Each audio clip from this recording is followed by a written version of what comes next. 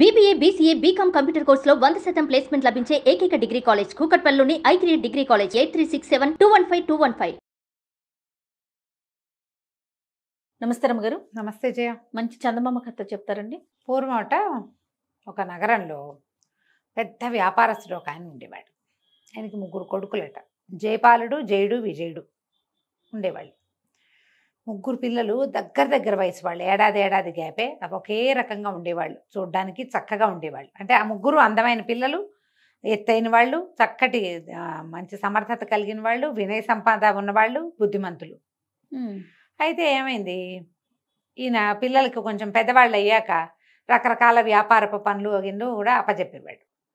వీళ్ళు 3 రోజు సాయంకాలం పూట ఒక చోటకి అట్లా వ్యాహ్యాలకి వెళ్ళేవాడు. తిరగటానికి వెళ్తే వీళ్ళు వెళ్ళేది ఏంటి, ఒక రాజుగారి తోటల వైపు. ఆ తోటల్లో ఒక పెద్ద భవనం మీద రాజకుమార్తె అక్కడికి వచ్చేది. అపురూప ఆవిడ పేరు.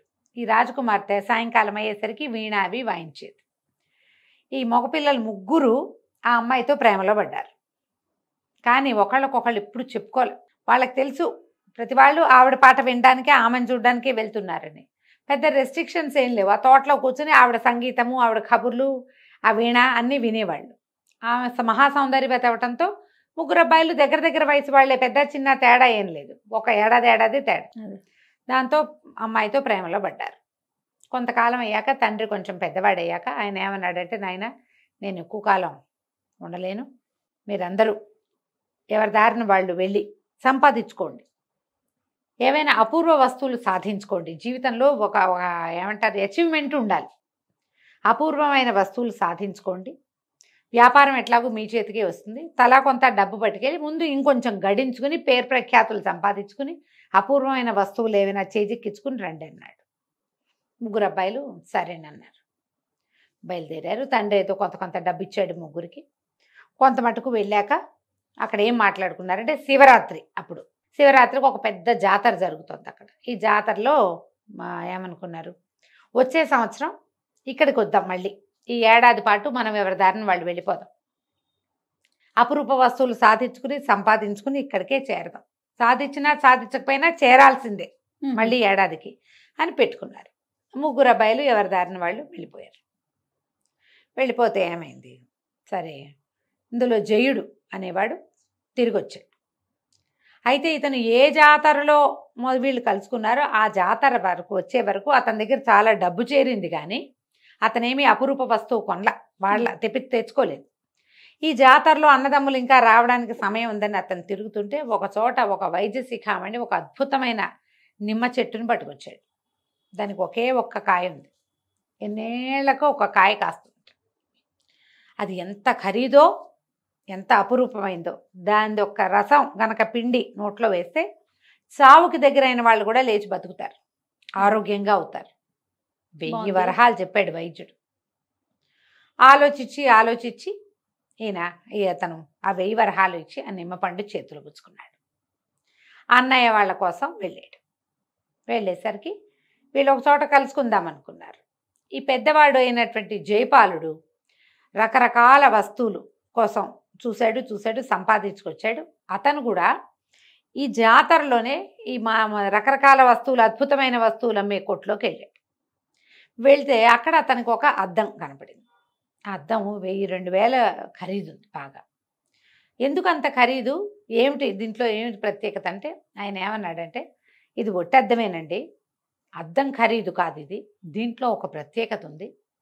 దీన్ని కంటి ముందు పెట్టుకుని మీకు అత్యంత ప్రియమైన వాళ్ళ పేరు తలుచుకుంటే వాళ్ళు ఇప్పుడు ఏ స్థితిలో ఉన్నారో ఇందులో కనపడుతుంది. మామూలు అద్దంగా దీన్ని భావించద్దు అని చెప్పేసరికల్లా ఇతను ఏం చేశాడు, తమ్ముళ్ళని నాన్నని తలుచుకోలే. ఆ రాజకుమార్తె ఇష్టం అపురూప, రాజకుమార్తె ఎలా ఉందో అని చూడబోయాడు. చూడబోతే రాజకుమార్తె ప్రాణావశిష్ట స్థితిలో ఉంది. ఆవిడ కుంట్లో బాగుండలే. అయ్యో, చాలా దుఃఖం వచ్చేసింది. ఇతనికి ఏం చెయ్యాలి, ఎలా ఏం చెయ్యాలో తెలియలే. సరే ఇక ఆ దుఃఖంతో ఆ వస్తువు చేత పుచ్చుకుని వాడికి ఆ వ్యాపారికి 2000 వరహాలు ఇచ్చేసి అది పుచ్చుకుని తమ సంకేత స్థలం వైపుకి వెళ్ళాడు. ఇంతలో ఈ 3వ అబ్బాయి, ఇంకొక అబ్బాయి ఉన్నాడు కదా విజయుడు, అతనికి వచ్చేటప్పుడే ఒక వస్తువు దొరికింది. ఏంటంటే ఒక తివాసి. ఆ తివాసి మీద కూర్చుంటే ఎక్కడికి కావాలంటే అక్కడికి తీసుకెళ్తుంది. అతను ఆ తివాసీని పట్టుకుని ఇక్కడికి వచ్చాడు. వచ్చేసరికల్లా అన్నదమ్ములు ఇద్దరు, పెద్దవాడు మధ్యలో వాడు ఎదురుపడ్డారు. ఎదురుపడేసరికల్లా ఇతను అన్నాడు, మనం ఇంత సంపాదించుకున్నాం, కొత్త కొత్త వస్తువులు తెచ్చుకోమన్నారు తండ్రి గారు, ఏడాది అయింది, మనం ఊరు వెళ్దాం అనుకున్నాం, యువరాణి అపరూపాదేవికి చాలా జబ్బు చేసింది, ఆమె దగ్గరికి ఎట్లా వెళ్ళాలి ఇప్పుడు, మనం ఎంత దూరంలో ఉన్నాం, మన నగరం నుంచి 500-600 కిలోమీటర్ల దూరంలో ఉన్నాం, ఏ రకంగా వెళ్తాం, ఆమె ఆఖరి చూపులు కూడా మనకు అందవని జలజల కళ్ళల్లో నీళ్ళు కార్చాడు. అయితే ఈ తమ్ముడు అన్నాడు, నువ్వేం బెంగపెట్టుకోవద్దు, మనకు ఆఖరి చూపులు అందుతాయి, ఆమె ఎందుకట్లా అయిందో, నేను ఈ తివాసి తెచ్చాను, దీని మీద కనుక కూర్చుంటే మనం అక్కడికి వెళ్ళిపోతాం అని చెప్పి అన్న తమ్ముడు ఇద్దరు తివాసి మీదకి ఎక్కేశారు. అప్పుడు ఈ జయుడు వచ్చాడు ఆ నిమ్మకాయ పట్టుకుని. అతను ఏంటి అన్నయ్యలు ఇద్దరిని పలకరించాడు, ఎక్కడికి వెళ్ళిపోతున్నారు, ఏం జరిగింది, ఎందుకు తొందరపడుతున్నారంటే వాళ్ళు ఏం చెప్పారంటే అపరూపాకి అనారోగ్యంగా ఉంది, ఆమె జీవించి ఉండే అవకాశం లేదుట, ఆమెను చూడడానికి వెళ్తున్నాం, ఈ అద్దంలో ఆమె కనపడింది, ఈ తివాసి మీద వెళ్తే మనం ఆఖరి చూపులు అందుతాయి అంటే నేను కూడా వస్తాను పదండి అని వెళ్ళాడు. వెళ్ళిన తర్వాత వీళ్ళు ముగ్గురు అక్కడికి వెళ్ళారు. ఒక పూటలో ఆ తివాసి వీళ్ళని ఆకాశ మార్గాన ప్రయాణం చేస్తూ తీసుకుపోయారు. తీసుకెళ్ళాక ఈ నగరంలోకి ప్రవేశించారు, రాజకుమార్తె దగ్గరికి వెళ్ళిపోయారు.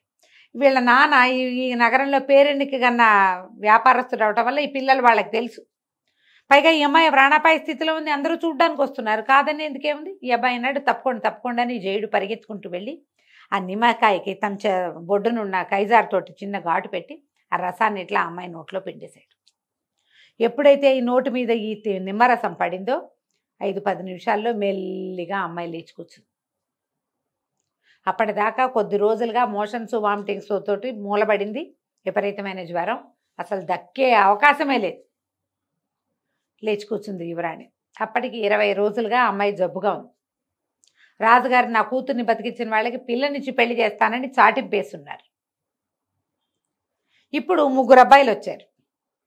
ఒకడు ఈ అమ్మాయి పరిస్థితిని తెలుసుకున్నాడు, 2వ వాడు ఇక్కడికి వచ్చాడు, 3వ వాడు నిమ్మకాయ రసం పిండి బతికిచ్చాడు.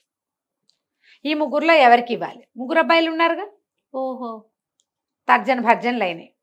ఏ విషయానికి ఏనాడు చిన్న వాదన కూడా రాని 3 అన్నదమ్ములు నేనంటే నేనని చడామడా పొట్టాడుకున్నారు. రాజుగారు అన్నాడు, అట్లా కాదు, అమ్మాయి ఏమో ఆరోగ్యంగా ఉంది, ఇప్పుడు ఎవరినైనా తార్కికుల్ని పిలుద్దాం, లాజికల్గా ఆలోచించే వాళ్ళని, వాళ్ళు డిసైడ్ చేస్తారు. వాళ్ళు 3 వచ్చారు, ఒక 3-4 వచ్చారు. వాళ్ళు అందరూ మాట్లాడుకున్నారు. ఆ అబ్బాయి చూడకపోతే వీళ్ళకి అసలు తెలిసేదే కాదు, ఇంకో సంవత్సరానికి వచ్చేవాళ్ళు అంటాడు ఒక ఆయన. ఈ అబ్బాయి తేకపోతే కుదిరేది కాదు, అబ్బాయి మోసుకొచ్చాడు కదా వాళ్ళని అంటాడు ఇంకొక ఆయన. ఈ అబ్బాయి నిమ్మరసం పిండాడు కాబట్టి బతికింది అంటాడు ఇంకొక ఆయన. 3 మాట్లాడుకున్నారు. అబ్బాయిలు 3 ఒకళ్ళ మొహాలు ఒకళ్ళు చూసుకోకుండా అటు ఇటు తిరిగి కూర్చున్నారు. సభలో అంతా హడావిడిగా ఉంది. మెల్లిగా రాజకుమార్తె అపరూపాదేవి నడుచుకుంటూ వచ్చింది. ఈ తర్కంలో నాకు కూడా ఒక అవకాశం ఇస్తారా తండ్రి గారు అని అడిగింది.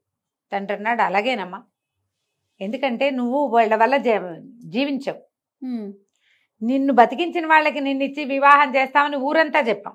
100 మంది వైద్యులు వచ్చి ప్రయత్నం చేశారు, ముసలి ముతగా అయినా విడిచి పెళ్లి చేద్దాం అనుకున్నాం. వాళ్ళు కోరినట్టు మా అబ్బాయికి ఇవ్వండి అంటే వాళ్ళ అబ్బాయికే ఇచ్చేవాడిని. అనుకోకుండా వైద్యాలు కాకుండా ఇట్లా ఒక అపరూపమైన వస్తువుతోటి నువ్వు జీవించావు, నువ్వేం చెప్తే అదే ఫైనల్ అన్నాడు.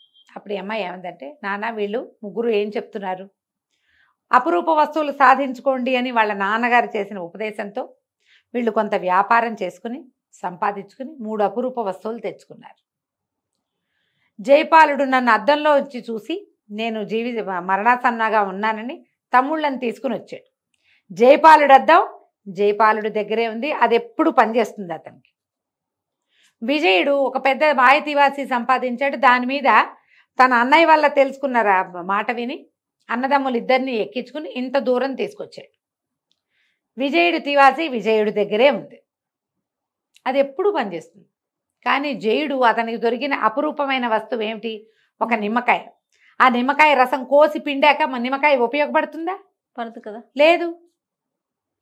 తనకి దొరికిన అపురూపమైన వస్తువుని నా ప్రాణాల కోసం ఇచ్చిన వాడిని కదా నేను పెళ్లి చేసుకోవాలి, అవునా కాదా అనగానే సభాసదులంతా చప్పట్లు కొట్టారు. ఇది నిజం, అతని వల్లే నేను జీవించి ఉన్నాను, నా వల్ల తన అపురూప వస్తువుని అతను పోగొట్టుకున్నాడు. వేరేగా ఉంటే ప్లాన్ చేసుకుని ఆ నిమ్మరసం పిండి పంచదారేసి ఎండబెట్టి కణికలు దాచుకునేవాడేమో, ఏదో చేసేవాడు ప్లాన్. కానీ ఇప్పుడు నేనున్న స్థితి అతనికి ప్లాన్ చేసే అవకాశం ఇవ్వలేదు కదా. నిమ్మకాయ వాడేశాడు, అయిపోయింది. ఇంకా నా కోసం తన అపురూప వస్తువుని పోగొట్టుకున్న వాడే నాకు భర్త అవ్వాలంత. అన్నయ్యలు ఇద్దరు కూడా నచ్చింది ఆ మాట, నిజం. అంటే రాజుగారు అప్పుడు వీళ్ళ తండ్రిని పిలిపించి ఆఖరి అబ్బాయికి ఇచ్చి జయుడు ఈ నిమ్మకాయ తెచ్చి యువరాణిని జీవించేందుకు అవకాశం ఇచ్చిన వాడితోటి వివాహం. పెళ్లి చేసేశారు. కథ కంచికి మనం ఇంటికి. సూపర్. మనం విక్రమార్కుని మించిపోయింది అమ్మాయి కదా. నమస్తే అండి. నమస్తే జయ.